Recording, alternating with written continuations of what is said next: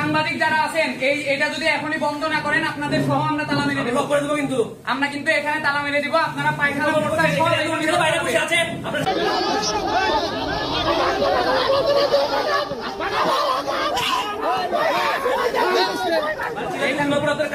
এখানে এখনই যদি এটা বন্ধ না করেন আপনাদের সাংবাদিকদের সহ আমরা কিন্তু তালা মেরে দেব।